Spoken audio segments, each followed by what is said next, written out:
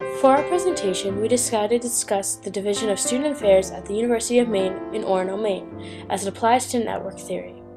Wikipedia defines an organization as a social group which distributes tasks for a collective goal. Organizations can be small or large and vary in purposes and goals, but generally function as a way for people to combine efforts in order to further a cause. Some famous examples of organizations are Walmart, the Peace Corps, and the University of Maine.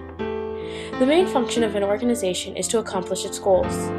These goals can range from simple things like making a certain amount of money to very complex things like ending world hunger.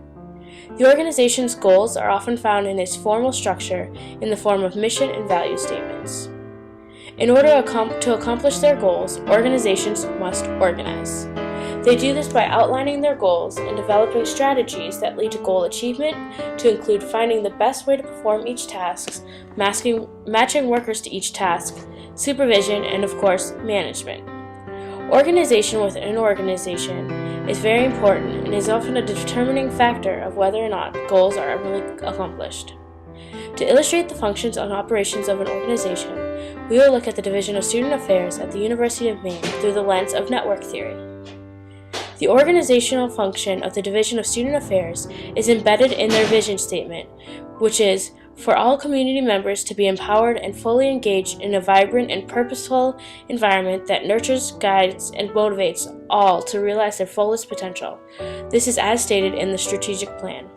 This function can be translated into a division-wide goal of community enrichment. The organizational services are also a huge part of the Division of Student Affairs. In order to achieve its goals, the Division of Student Affairs offers many services.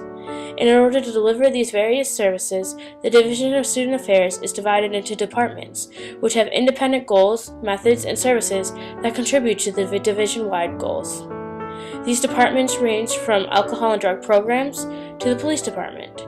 The wide array of services provided by the many departments range from student voting and mentorship to job search and diversity training. The organizational operation of the Division of Student Affairs can be found in its mission statement. As stated by the strategic plan,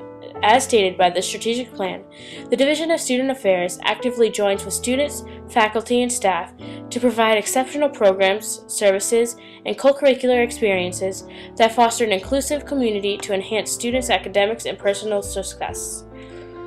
Each department of the Division of Student Affairs specializes in an area that contributes to the division goal of student enrichment. The Division of Student Affairs is organized by departmental mission and specialization as well as by management. The organizational flowchart clearly demonstrates who is responsible for what and whom they report to. This is accomplished by each department having a box on the organizational chart listing their departmental name, director, and departmental services.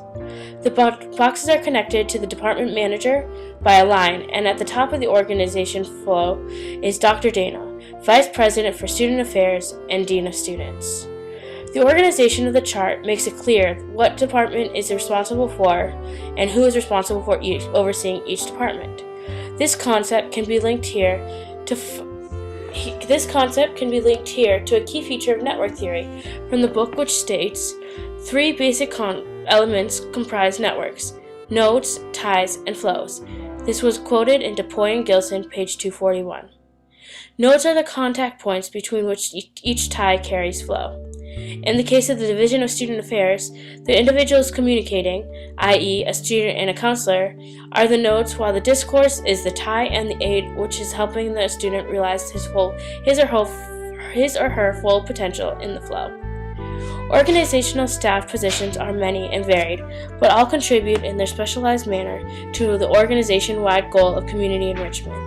The department of the Division of Student Affairs are various, but can include the Career Center, Residence Life, UMaine Police Department, Counseling Center, and the Bodwell Center for Student and Volunteerism.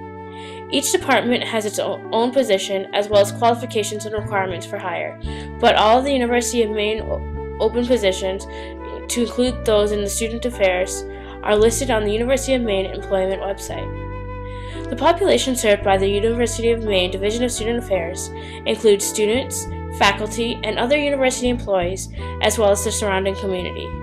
The demographics of this group range from school-aged children to seniors and persons from many multicultural backgrounds and nationalities. The organizational behavior is mainly service-oriented, which in this case is because the university as a whole is a business, and any successful business must be responsible to its clientele. The consequences of this behavior are generally favorable. The network of individuals working towards common goals provides for a strong sense of community, yet allows for individual uniqueness as well as values ingenuity and diversity. Individuals in their respective departments make contact with the community while simultaneously having exchanges with other members of the community and university staff. In the true form of network theory, all of these independent departments and individuals working towards the same goals are working at that goal in different ways, sometimes unknown to others. The essence of network theory is that it is part of a systems theory. To make it simple, think of a connect the dots activity that creates a web. Network theory takes social relationships and makes each one of the people or items a node or a dot. All relationships between these nodes are formed by the lines connecting the dots. There can be many types of ties between the actors. In its most simple form, a social network is a map of all the relevant ties between the nodes being studied. Social network theory is based on sociological studies that insinuate that no matter how strong a tie is, it still matters. The attributes of the individual are less important than their relationships and ties with other actors within the network. This approach has turned out to be useful for explaining many real-world phenomena, but leaves less room for individual agency, the ability for individuals to influence their success, as much of it rests within the structure of their network. This theory, in our opinion, is a universal theory. With the age of technology and 6 degrees of separation theories, each person is so intertwined within their community as well as the growing global market. With that being said, we feel it applies to everyone because each action causes a reaction, which affects many people around the actors and within the network. The strengths of the network theory are that it can be readily and easily applied to the real world. Many people would agree that everyone is connected to some other actor in some way, shape, or form. It also allows for explanations for a growing cyber world, and an age where corporations are the center of most communities, as there are ties that are being created every minute of every day. Social networks have also been used to examine how companies interact with each other, characterizing the many informal connections that link executives together, as well as associations and connections between individual employees at different companies. These networks provide ways for companies to gather information, deter competition, and even collude in setting prices or policies. Resource sharing, information dissemination, and knowledge spillover are also big. Some successful business models that you might think of when applying network theory are MySpace, Facebook, and YouTube. The growing age of technology has allowed for different networks to combine and make it a growing global world with connections being formed every single day.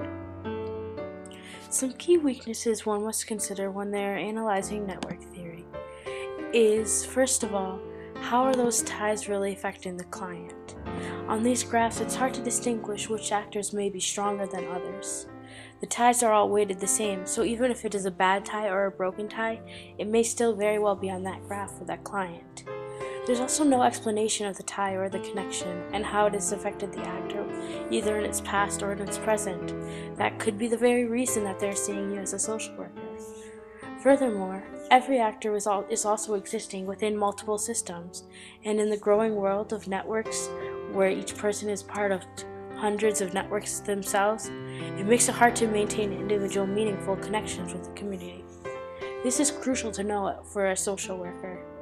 This knowledge of a network theory allows you to really understand that person's environment and where they might be coming from. You can see exactly where their ties are and who they have their alliances with, also who gives them strength, and you can use that for strength perspective. However, with that comes a few ethical dilemmas. You're part of that client's network now. You have to determine what your role is within that network and how your tie is going to affect that client.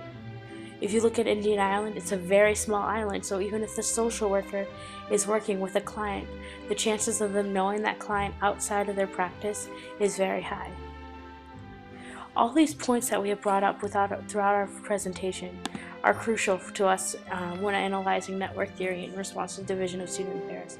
It is a small division, but it is a very crucial one at the University of Maine, which is why we took the time to analyze